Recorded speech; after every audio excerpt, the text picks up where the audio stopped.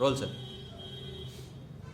કેન્દ્ર સરકાર દ્વારા ડુંગળીની નિકાસ બંધીને કારણે સૌરાષ્ટ્ર અને ગુજરાતના ખેડૂતો આક્રોશભેર સરકારમાં રજૂઆત કરવા માટે રોડ ઉપર આવ્યા છે.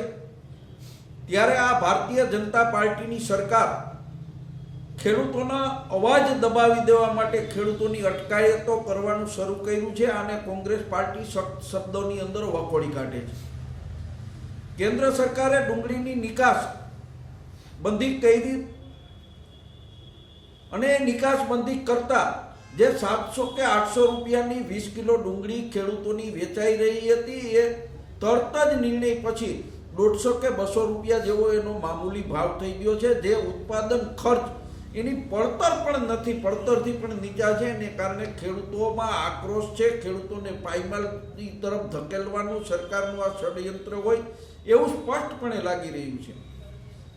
કેન્દ્ર સરકાર દ્વારા છેલ્લા 2 મહિનાની અંદર ડુંગળીની નિકાસ માટેના નિયમોમાં ફેરફારો કરવામાં આવ્યા. અત્યારે ડુંગળીની નિકાસ ઉપર 40% ડ્યુટી, જે અધધ ડ્યુટી કહેવાય, આવડી ડ્યુટી બીજી કોઈ પ્રોડક્ટમાં નથી. ત્યારે ખેડૂતોને જો ભાવ ન મળે એટલા માટે સરકારે 40% ડ્યુટી નાખી છે. એ પણ ગેરવ્યાજબી છે. ખેડૂતોનો માલ નિકાસ કરવા માટેની સરકારે છૂટ આપવી જોઈએ ને એમાં ડ્યુટી પણ ઉઠાવી લેવી જોઈએ. લલિતભાઈ, ગોંડલના ખેડૂતો રસ્તા ઉપર આવ્યા છે, સૌરાષ્ટ્રભરના ખેડૂતો રસ્તા ઉપર આવ્યા છે ડુંગળી બાબતે, શું કહેશો? ડુંગળી ઉત્પાદન કરતા ખેડૂતો પાયમાલ થઈ રહ્યા છે. બહુ મોટી નુકસાની જઈ રહી છે. એનું વર્ષ આખું ફેલ જઈ રહ્યું છે.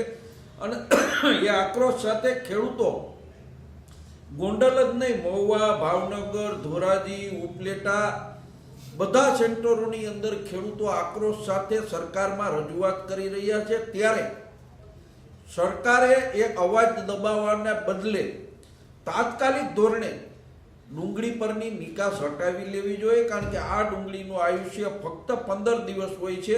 15 દિવસમાં ડુંગળી બગડી જતી હોય છે. એટલે સરકારે નિર્ણય કરીને તાત્કાલિક ધોરણે આ નિકાસ બંધી દૂર કરવી જોઈએ.